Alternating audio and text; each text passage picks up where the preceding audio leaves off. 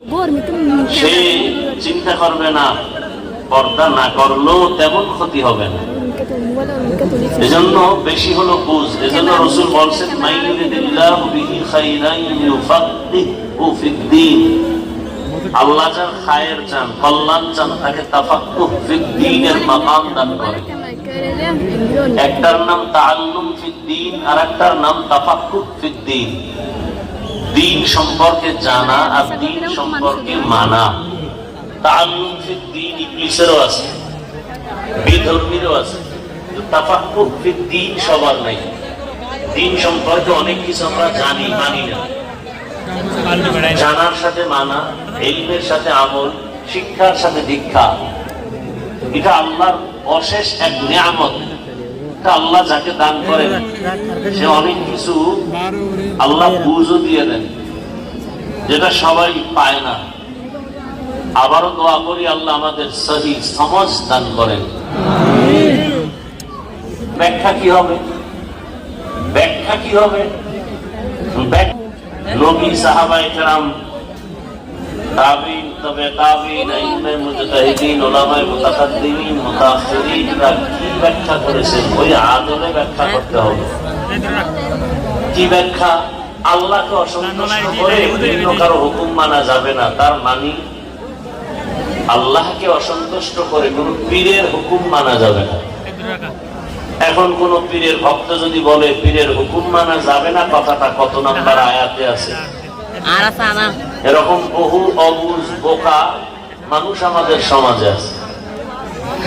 আল্লাহকে অসন্তুষ্ট করে কারো হুকুম মানা যাবে না কথার ব্যাখ্যা, আল্লাহকে অসন্তুষ্ট করে কোন নেতার হুকুম মানা যাবে না, কোন নেত্রীর হুকুম মানা যাবে না, কোন শিক্ষকের হুকুম মানা যাবে না। কাকে বেজার করে? আল্লাহ। আর যদি কোন পীরের হুকুম মানলে আল্লাহ বেজার হবে না এমন হুকুম হয় তো মানা যাবে। মা বাবার হুকুম যদি আল্লাহর মুআফিক হয় তো মানা যাবে। কিন্তু আল্লাহ অসন্তুষ্ট হবেন এমন কোন অর্ডার, কোন হুকুম কেউ দিলে তা মানা যাবে না। এক কথায় জবাব, দুনিয়ার সব কিছুই বেজার করা যাবে, আল্লাহকে বেজার করা যাবে না, অসন্তুষ্ট করা যাবে না। কিন্তু আমরা করি, দুনিয়ার সবাইকে খুশি রাখি, আল্লাহকে বেজার করি। কি ব্যাপার? বলে পরে তওবা করে নিব। বেপরদায় চললে আল্লাহ বেজার, আত্মীয় স্বজন খুশি, আত্মীয় স্বজনকে খুশি রাখতে গিয়ে বেপরদায় চলি, যে আল্লাহ বেজার হয়ে গেল, কেন? পরে তওবা করে নিব। তাহলে আমরা প্রত্যেকটা ক্ষেত্রে আল্লাহকেই বেজার করে চলছি। যেভাবে নামাজ আদায় করা দরকার সে নামাজও আমরা ওইভাবে হক আদায় করে করি না। মোটামুটি মানুষকে দেখাবার জন্য আমরা আমল করি। মানুষকে দেখাবার জন্য আমলের নাম রিয়া। রিয়া কবিরা গুনাহ, হারাম। আল্লাহ রিয়া থেকে আমাদেরকে হেফাজত করেন। তাহলে আল্লাহকে বেজার করা যাবে না। যেই পরিমাণ দয়া করছেন, মায়া করেছেন, এই দয়া মায়া আমার মাও আমাকে করেননি, আমার বাবাও করেননি, আমার শিক্ষকও করেন নাই, পৃথিবীর কেউ করেননি। যে কারণে দুনিয়ার সবাই বেজার হতে পারে, আল্লাহকে বেজার করা যাবে না। কেন? দুনিয়ার অনেকে মায়া করে। মা আমাকে মায়া করেছেন, বাবা করেছেন, কিন্তু তাদের মায়ার পেছনে স্বার্থ আছে। আল্লাহর মায়ার পেছনে কোনো স্বার্থ নেই।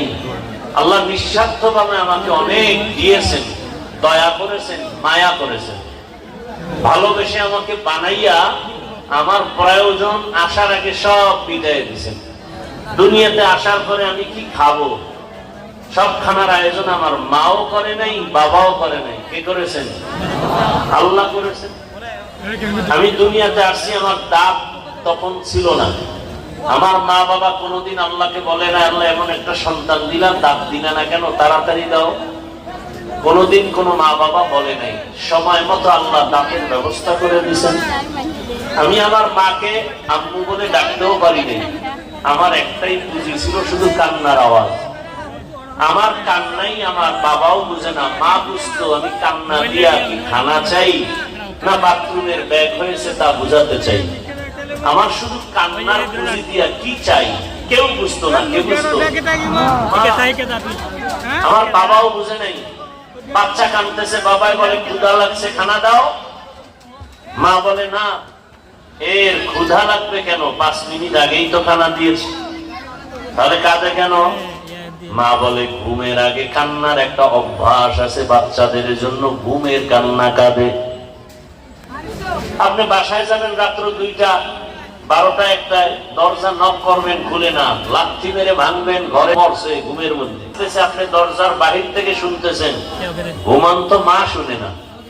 কিন্তু দেখেন আল্লাহর কুদরত, শিশু বাচ্চা মায়ের পাশে ঘুমাচ্ছে, হালকা একটু আওয়াজ দিছে, মা সজাগ হয়ে গেছে। আর আপনি যে এত চিৎকার দিতেছেন, কোনো আওয়াজ নেই। এরপরে বাচ্চা মায়ের পাশে ঘুমায়, 2 থেকে 3-4 কেজি বাচ্চার ওদের মধ্যেও অজান্তেই বাচ্চাটার উপরে কাত হয়ে পড়ে যায়, তো বাচ্চা পড়ে যাবে। মা তো নাক টেনে ঘুমাচ্ছে, কাঁচা ঘুম। কিন্তু আজও পর্যন্ত শুনি নাই যে কোনো মা ঘুমের মধ্যে অসতর্কতার কারণে ঘুরিয়া বাচ্চার উপরে পড়ে গেছে আর বাচ্চা মারা গেছে। শুনছেন কোনদিন? মাও ঘুমায়, বাচ্চাও ঘুমায়, মাঝখানে পার্টিশন তৈরি করে দিচ্ছেন আল্লাহ, পাহারাদার লাগাই দিচ্ছেন। তো আল্লাহ কত দয়া করছেন। আপনি রাতের বেলা ঘুমাবেন, এত পরিমাণ মশা, এসি মশারি বের হয়েছে, এসি মশারি, এসি মশারি টানে ঘুমায় গেছেন। এখন মশা তো ঢুকার কোনো কায়দা নেই। আপনি ঘুমের মধ্যে যাবেন, বাতিটা বন্ধ করে, চোখ বন্ধ করে দিয়েছেন, হঠাৎ করে কানের সামনে মশা গান গাইতেছে। এত দামি মশারি কিনলাম, মশা ঢুকলো কোন ছিদ্র দিয়া? আপনি বাতি জ্বালায় দেখতেছেন যেই ছিদ্র মশারি, এখান থেকে মশা ঢুকতে পারেন। আল্লাহ বলেন তাকায় দেখ, তোর মশারির ছিদ্র থেকে তোর কানের ছিদ্র তো আরো বড়। তাহলে মশারির ছিদ্র দিয়ে মশা ঢুকলো, তোর কানের সামনে ঘুরে ঠিক ভেতরে ঢুকে না, পাহারা দেয় তোর বাবায়। আল্লাহ বলেন কি পরিমাণ দয়া আমি করেছি, আমি পাহারাদার ফেরেশতা লাগাই দিছি, তুই আরামে ঘুমাবি, নাকের সামনে কানের সামনে মশা ঘুরবে, ভেতরে ঢুকবে না, ঢুকলেই তো তোর জিন্দেগি বরবাদ। একটা মশা যদি মানে হঠাৎ করে ভুলে নাকের ভেতরে দিয়ে ঢুকে মাথার উপরে গিয়ে যদি বলে সরি বাপচাই, আমি ভাবছিলাম তুমি নমরুদ, জিন্দেগি বরবাদ। গত বছর না তার আগের বছর সিলেটের মধ্যে একটা যুবক, বেশি বয়স না,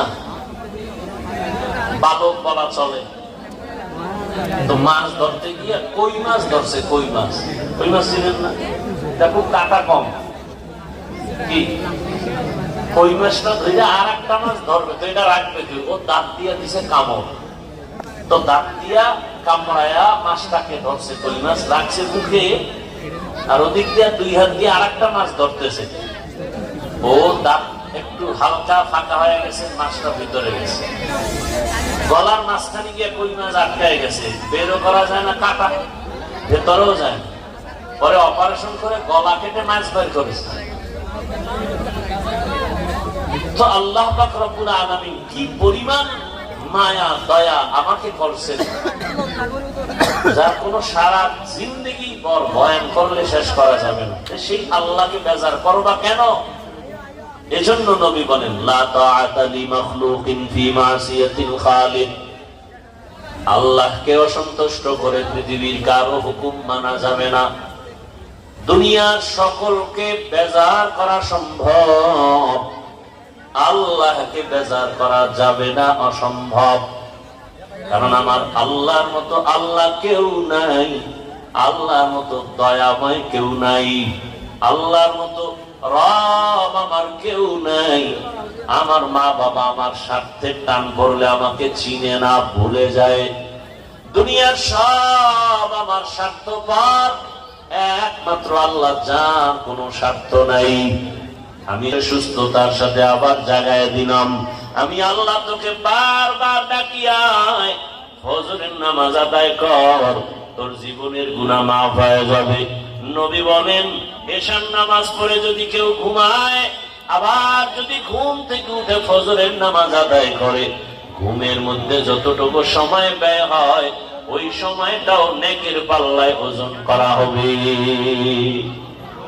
আতিনা ফি দারে দুনিয়া না হাসান আতিনা ফি দারে উকবা না হাসান ইয়া গিয়াসাল মুস্তাগীসিন ইহদিনা লাফতিখারা বিল উলুমে वल गिना हर घड़ी दे नेको तू तैयारो है जो न मांगे उससे तू बेजार है আল্লাহ বলেন আমি ফজরে ডাকলাম আয় যদি হাজিরা দাও সব গুনাহ মাফ আসো নাই আমি আল্লাহ রাগ করি নাই আবার যোহরের সময় তোমাকে ডাকার ব্যবস্থা করা হলো বান্দা তুই যোহরে হাজিরা দিবি জীবনের গুনাহ মাফ হয়ে যাবে যোহরের নামাজেও তুমি নাই